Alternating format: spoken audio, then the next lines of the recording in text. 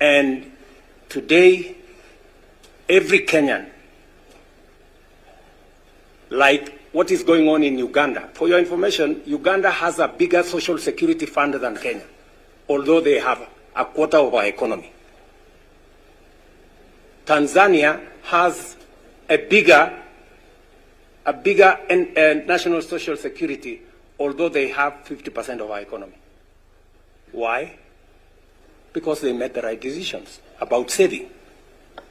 In Uganda, everybody saves 10% of their salary. In Tanzania, everybody saves 8% of their salary. In Kenya, we were saving 200 shillings. And it was supposed to be okay. And I was supposed to do nothing about it. Really? So, we made the right decisions. Today, every Kenyan is saving 6% of their salary. And every employer is saving on behalf of their employees 6% of their salary. And look, I will give you some statistics. You can go and account a check. From independence up to 2023, we saved 320 billion in 60 years, right? But in just 2 years, from 2023 up to 2025, today, we have saved 280 billion. By the end of this year, we will have doubled the money we saved in 60 years. And by 2027, yes, by 2027, we will have saved 1 trillion shillings. Because we have made some bold decisions. That is why I encourage you, Dr. Gitunga. What you have said to many people here seems impossible. I want to encourage you, it is doable, it is possible. Go ahead. You have my support and that of the government of Kenya. Many of these people here will not believe what I'm saying. Yes. But you will be shocked. Go check the statistics. So that is how to transform a nation. And I'm very proud of it. Because I'm going to confound the naysayers. Secondly, Dr. Gitunga, as we transform the nation, the cooperative movement is very important. And I like what you have said about research and about innovation and about AI and what your plan is in that space.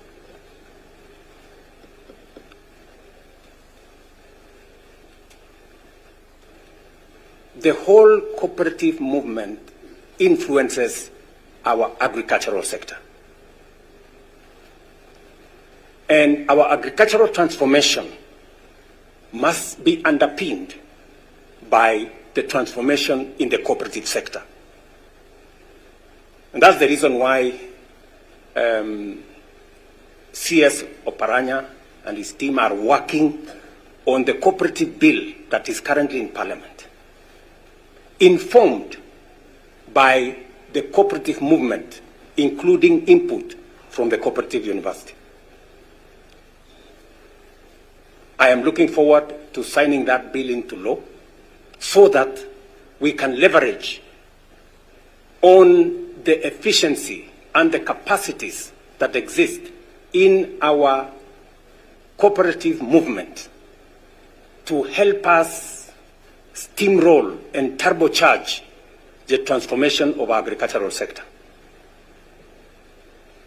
Just to give you some statistics, the agricultural sector, we have, because of God's blessings on rain, interventions we have made in inputs, fertilizer, seeds, and others, we've seen growth in the agricultural sector. That growth will be enhanced if we organize the cooperative sector better.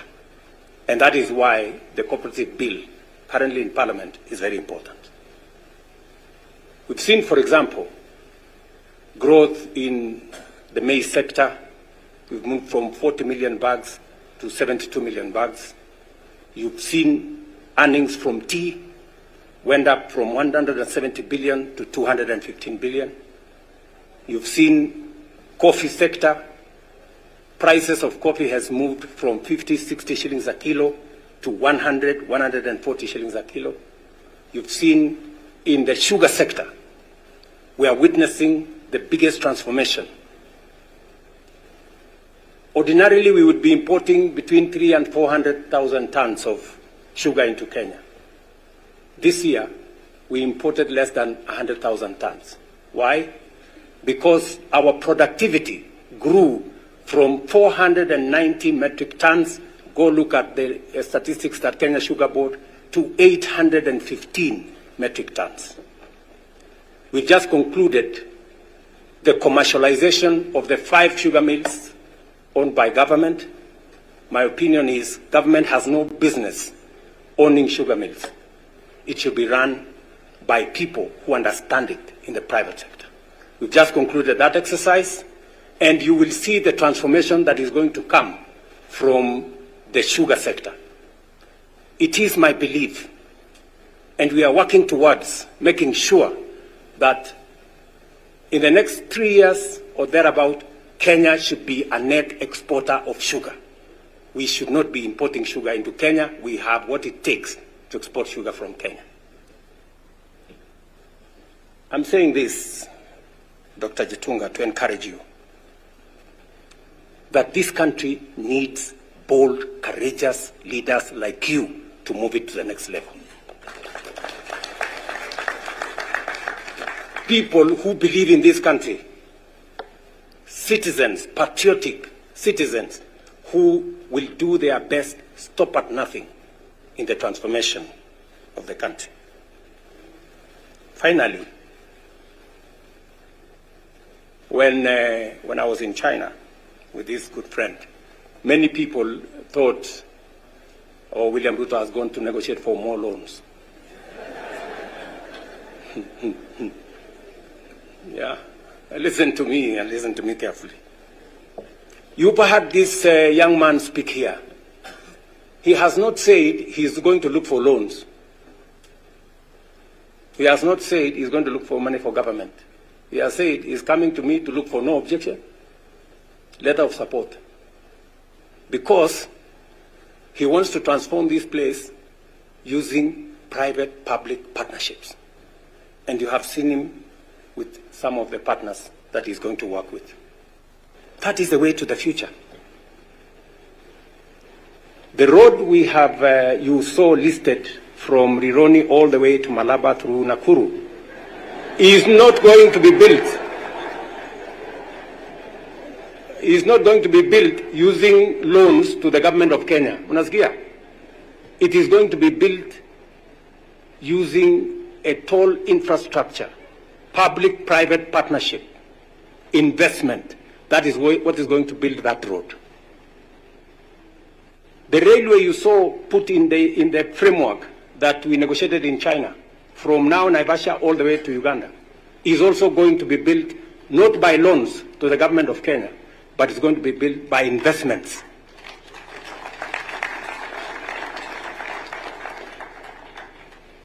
Let me also tell you that we have developed alternative financing mechanisms that do not take the country the route of loans that could endanger the future of our country. And I have been resolute in saying that we must find alternative financing mechanisms. Today, you have heard the announcement in our housing fund program. We have decided as government to support the education sector with student hostels. And Cooperative University is going to be a beneficiary. We're going to have a hostel facility here that will accommodate 2,520 students.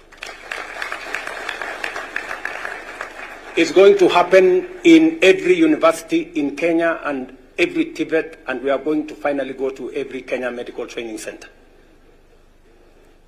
Our first batch of investment is to build hostel spaces for 130,000 students in universities, colleges, and TVET. That money is not money that is borrowed, right? It's not loans. We're not going to build a hostel for you here using loans. We are going to use money we have raised, our own local resources. That is how to build the country. It is the money we are using to build all the housing units. It's the money we are using to build 400 markets, not loans, resources raised by Kenyan taxpayers. That is how we are going to change this country, good people. So, I don't mind the accompanying ceremonies, but we must transform the nation.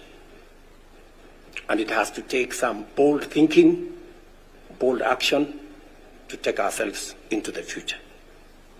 And that's why I'm very encouraged to see a young man from Kenya working as an international servant, bringing that oomph and expertise and knowledge and courage to our country.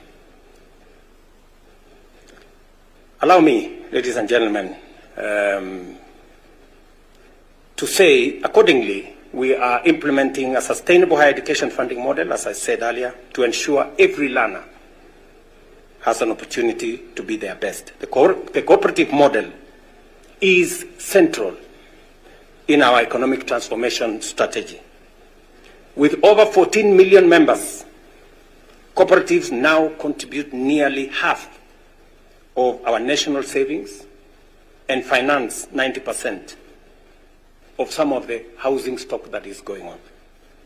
The implementation of Sessional Paper number 4 of 2020 and the Cooperative Bill 2024, now before Parliament, will institutionalize reforms that center training, research, innovation as pillars of a modern and sustainable cooperative movement.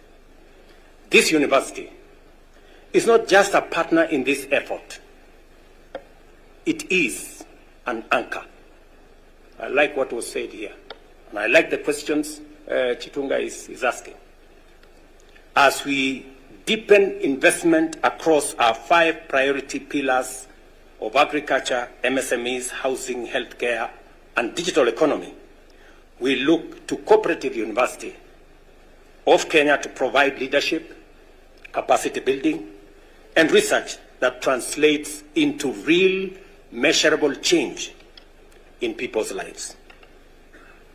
Allow me at this juncture to highlight a few of the commitments that have been made. One of them is the hostel infrastructure for this university.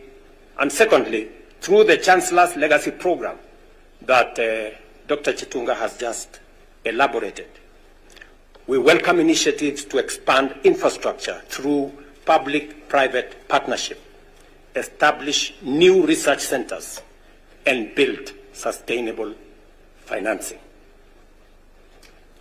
The government will remain a committed partner in delivering this ambition. And number 3, recognizing that land scarcity is a barrier to growth, we will work with the university to secure additional land for flagship projects, including the proposed Cooperative University Innovation Hub, a facility dedicated to research, training, incubation, and community empowerment at the heart of the cooperative movement. Ladies and gentlemen, the Cooperative University of Kenya must continue to serve as a national resource a catalyst for social equity and a laboratory for economic transformation, and a beacon of hope for communities it serves. Empowering communities is not merely a slogan. It is a strategic imperative in building an inclusive, sustainable, and just Kenya.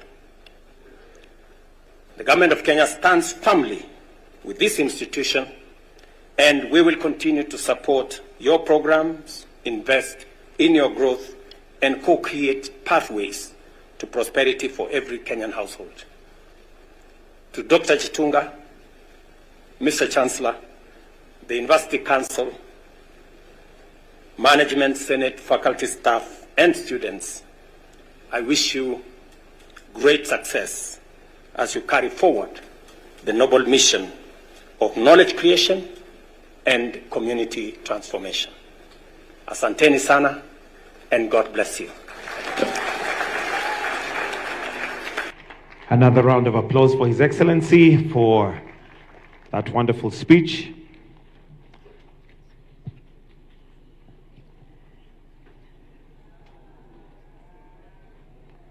Thank you, Your Excellency.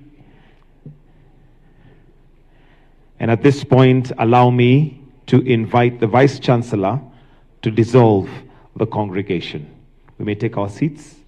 I'll invite the Vice Chancellor to come and dissolve the congregation. Your Excellency, sir, Mr. Chancellor, sir,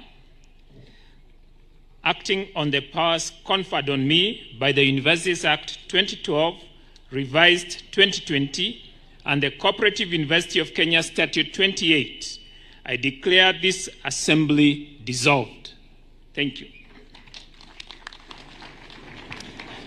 And with that, I'll request that now we all be upstanding. We're going to finish with the national anthem. And allow me to give you the exit protocols, because after the anthem, we'll start with the mace bearer, followed by His Excellency the President, with the Chancellor, Cabinet Secretaries, Principal Secretaries, the Chairperson, CUK. But for now, let's all be upstanding for the national anthem. The anthem.